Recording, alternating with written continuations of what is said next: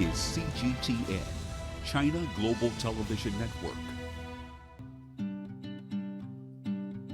The media's role in shaping global opinion and setting a public agenda has been the subject of many studies and discourse. The media continues to put a spotlight on historical and contemporary concerns, even as it evolves with technological advancements that define our world today.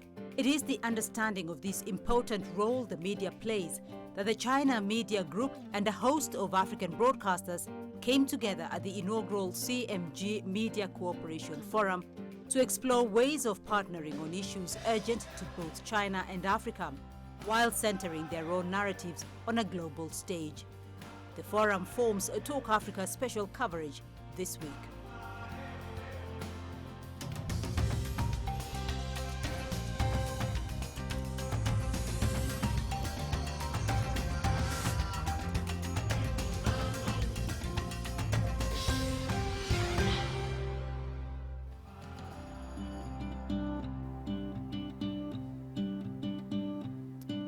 Ladies and gentlemen, it is now my honor to welcome the Honorable Huang Kunming, a member of the Political Bureau of the Communist Party of China's Central Committee and head of the CPC Central Committee's Publicity Department, to deliver the opening remarks. Karibu.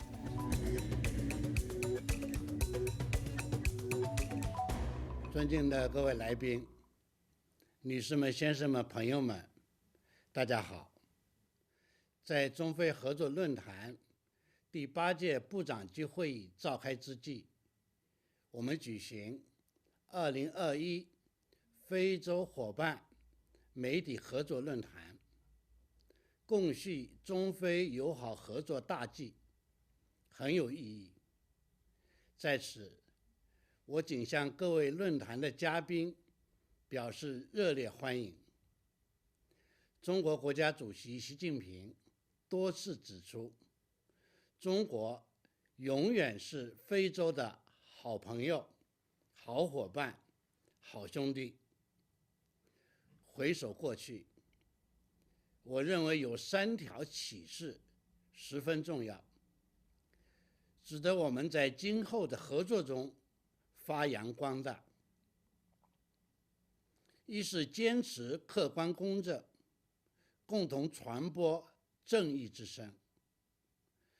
中非从来都是命运共同体，面对复杂多变的国际形势，双方始终风雨同舟，守望相助，友好互信更加巩固，兄弟情谊历久弥坚。中非媒体始终坚持客观公正原则，传播事实真相，抨击谣言谬论，始终坚守媒体责任担当。二是坚持真诚相待，共同促进民心相通。媒体的传播让中非人民的心越走越近。三是坚持创新驱动，共同推进数字惠民。最后，预祝本次论坛圆满成功。谢谢大家。Thank you, Honorable Huang, for a very insightful speech. May I now invite Mr. Shen Haixiong, the Deputy Head of the CPC Central Committee's Publicity Department and President and Editor-in-Chief of the China Media Group. Welcome. 尊敬的黄坤明部长、贾卡主席、各位来宾、媒体朋友们，大家好。我谨代表中国中央广播电视总台，在北京向参加本次论坛的各位嘉宾表示热烈欢迎。我们将积极落实黄坤明先生的倡议，深化中非媒体交流互鉴，再谱合作佳话。非洲是一片升腾希望的热土，与中国虽相隔万里，却始终命运相连。我的家乡浙江湖州是世界丝绸之源，考古学上最早的绢片实物发掘于此。胡适在600多年前就曾经随郑和船队远抵非洲。这细细的丝线，一直延续着深厚绵长的中非友谊。今天，我们以相互尊重、合作共赢、中非媒体携手前行展开对话，就是要传递正能量，发出好声音，注入新动力。时间是最有力的语言，行动是最生动的注脚。让我们努力践行共同宣言，一起建设更加美好的世界。谢谢大家。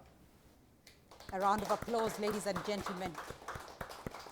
Thank you. Thank you very much indeed, Mr. Shen. Now, the African Union of Broadcasting was established in 1962 to promote the development of broadcasting in Africa. It boasts of a wide membership across the continent.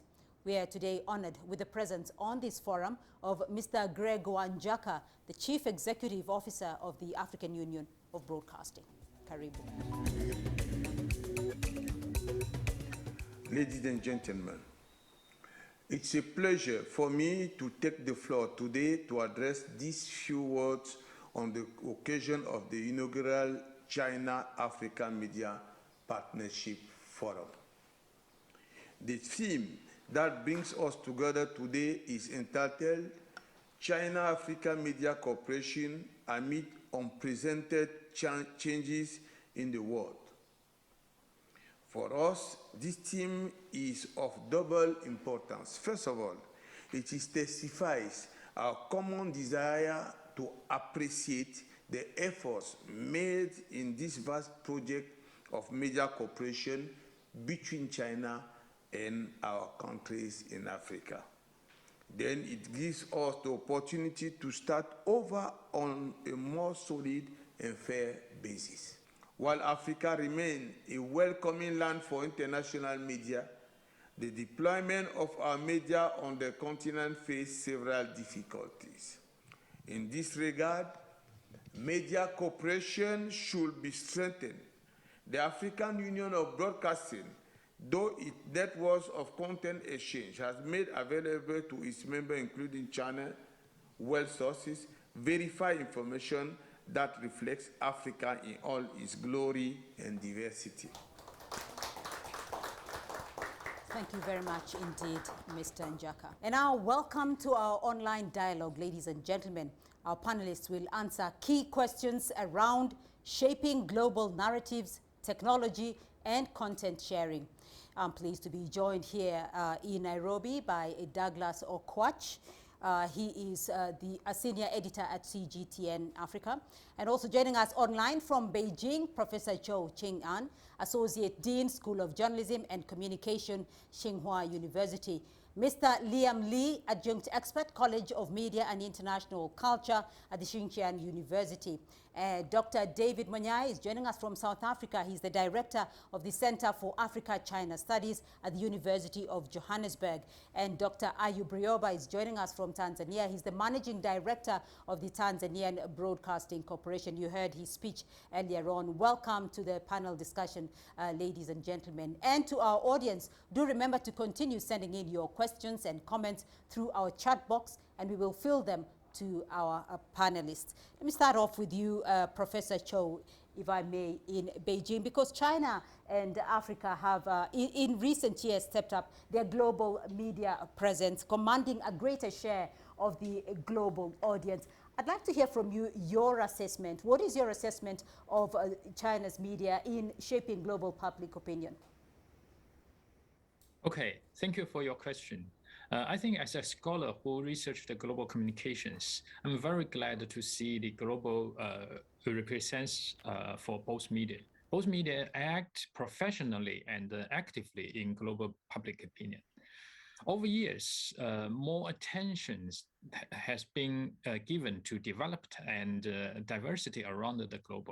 Media from China and Africa countries offered more diverse perspective and professional voices in the process, which contributes to build the healthy and more positive international sphere of public opinion. Chinese and African media should not only focusing on news of our own nation, more importantly, we should discuss the issues most people around the world care about for their own perspective in the future. Douglas, Professor Zhou has talked about African and China's media having a different understanding to global challenges. But we've also seen that earlier in his keynote speech, though, Mr. Huang played that our media shall remain objective and impartial and raise the voice of justice. That is what we're talking about now. So we've seen global injustices sort of like on issues such as the COVID-19 vaccine, on climate change,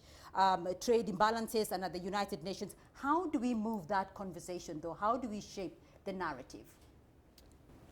Thank you, Beatrice. I'd like to hark back a little, 60 years ago, when many African countries were getting independence, and the aspiration of African leaders, African founding fathers at that time, at that point in history, was to fight disease, ignorance, and poverty.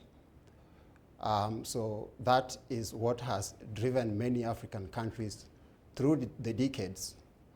Now, sometime around 2011, 2012, a new narrative emerged called Africa Rising. And that narrative was gaining quite some traction. I think what happened at that point, just before you made your comment, is that the media seemed to have dropped the ball because there was a clear narrative that was already there, which they should have built on. I think jointly, African media and China Media Group can form a partnership to focus more on issues that are urgent to Africa. So I want to rope in Dr. Monyai at these points because the issues that are coming out here, Dr. Monyai, is that there are issues that we can jointly challenge and change the way we perceive them as global media. Now, faced with this complex and changing international situation, how do we move from simply just addressing our domestic situations to playing a more global role in shaping public opinion? I think what is required, based on what my colleagues have alluded to, is to firstly realize that the media is not equal. There's uneven development of the media itself, and therefore I think times are changing. Indeed, we see with this collaboration between African media and Chinese, which is a positive development. I think it's a question for us to seize the moment, ensure that we take the issue of the media and make it a developmental media, a media that understands that globalization does not mean westernization, a media that centers Africa's narrative, centers Chinese narrative, as well as Chinese and African civilizations. I think these are core, and specifically deal with developmental issue, agriculture, new issues in terms of technology, going to space, ensure that the young ones are learning and play a critical role at a global stage in terms of contributing meaningfully to the well-being of mankind. All right, Mr. Liam Lee, I mean, you have extensive experience in media and communication, and we're hearing about the different ways that we can confront the challenges ahead as media. But historically, though, the dominant narratives about Africa, about China, are mostly from Western media outlets, which are filled with misrepresentations and half-truths. What approaches should we use, though, to counter this? Definitely, as you have mentioned, the narration of China and Africa has long been dominated by the Western media. In the early years of my journey, many Western journalists who cannot assign the Chinese interviewees, but yet they narrative the China-Africa relationship in their highest voice. In my opinion, in order to change this situation, we at least need to do two things. First, the story between China and Africa should be voiced from our voice. And besides, we should encourage more exchange between the media and opinion leaders from the two parties. And secondly, facing the misunderstanding narration of China-Africa stories, all members of media communities must be brave enough to carry out the multinational cooperation so as to give our own voice. I do hope opinion leaders and freelancers can build a platform for cooperation. Thank you. Dr. Rioba, I want to hear your thoughts on this. How do we move forward? Yes, thank you very much. I don't think I depart any further away from the views of my colleagues. The most important thing in the cooperation we are discussing here is to make sure that we actually implement this concept that China has repeatedly emphasized while establishing many other forms of cooperation with Africa. The win-win situation. We need to emphasize, which has been raised by my colleagues, is the fact that we need to actually change this negative narrative that has for many years, many decades, been created by Western media. China has advanced technologically. China has established a number of international media. And for the first time, and that's why I'm very positive about China, for the first time, I've seen very positive stories in CGTN coming from Tanzania, something you don't see in Western media. So I think this is very important as well.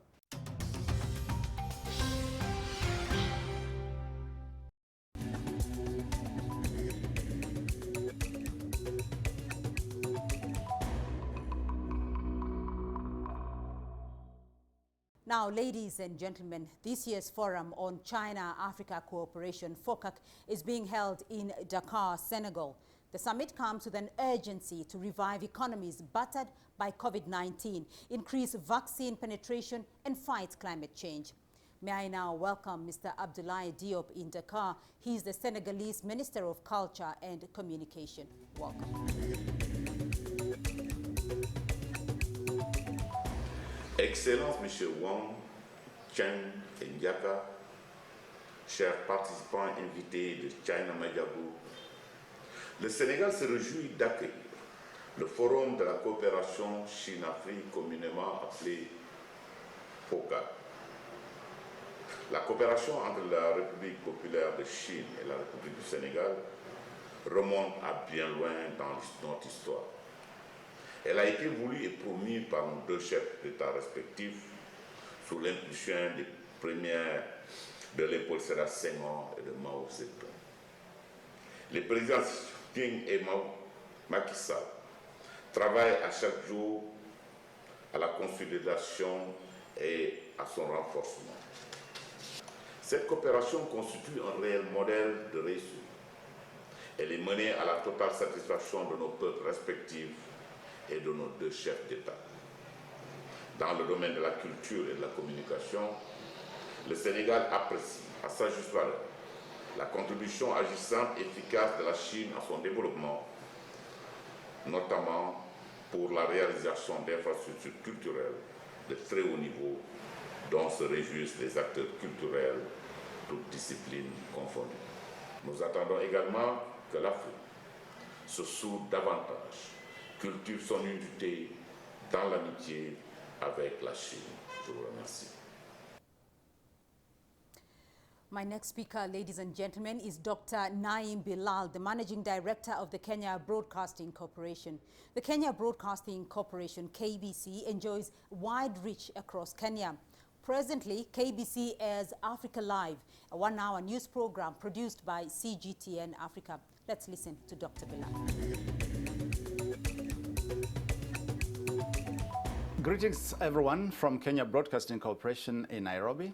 Special salutations to Honorable Mr. Huang, to Honorable Mr. Shen, and my very good friend and colleague, Mr. Gregory Jaka from the African Union of Broadcasters.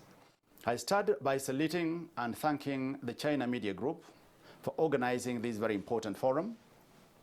I appreciate the opportunity to share my perspective on the subject of the critical areas of cooperation with the China Media Group and how linkages can improve the quality of broadcast productions and amplify the voices of Africa's state broadcasters on the domestic, regional, continental, and international stage. You will agree with me that the absence of the African voice on the global stage has left the telling of the African story to other actors who view Africa from the narrow, myopic, and often false prism of abject poverty, disease, corruption, violence, crime, and primitivity. African state broadcasters need help to debunk the myths and misinformation rather, that shape the popular view of the continent. I thank you, ladies and gentlemen, for your time and attention.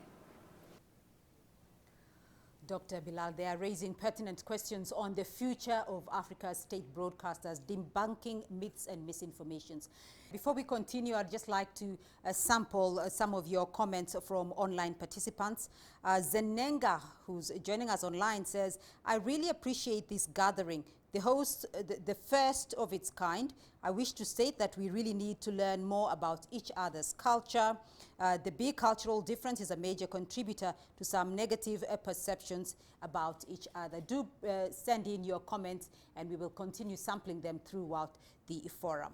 I see Professor Kagwanja is also joining us here on the forum. And I want to hear from you, Professor, because you have an extensive experience in dealing with Africa's and China's issues. And I want to hear about your views and your comments in terms of changing the narrative. How do we make our narrative stronger? How do we, what is your assessment of our media in shaping global public opinion?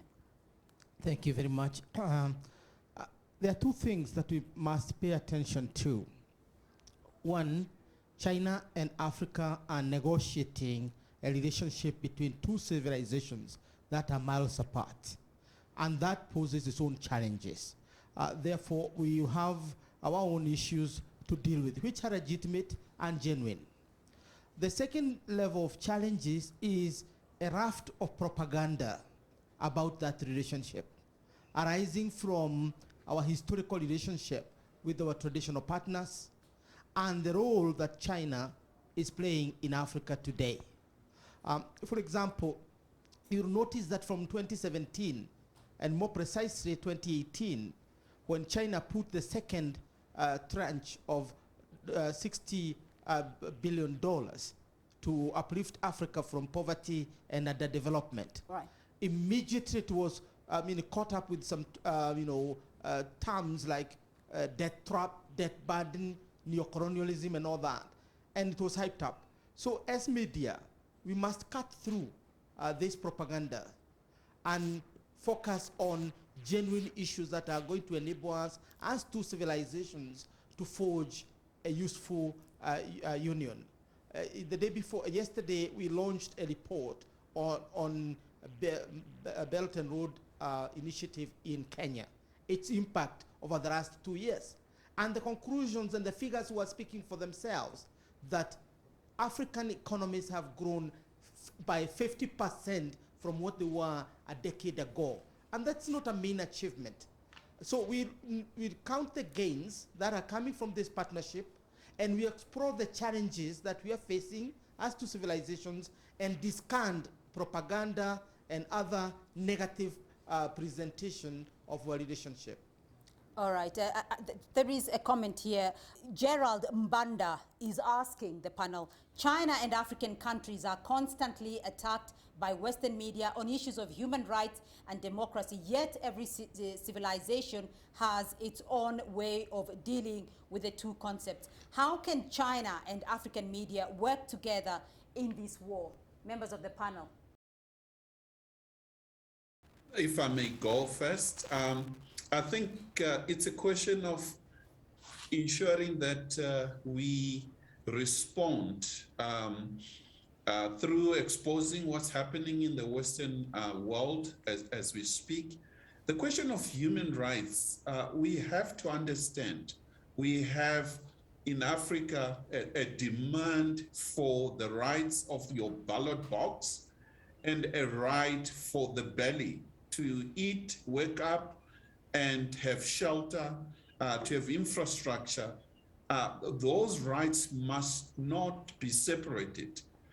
What we are getting from the Western media is the abandonment of the rights of the belly, of the eating, of the infrastructure, and overemphasize the individualism, overemphasize the ballot box. And what we say is that as we know, the ballot box, election, democracy are all important concepts, but we don't eat democracy.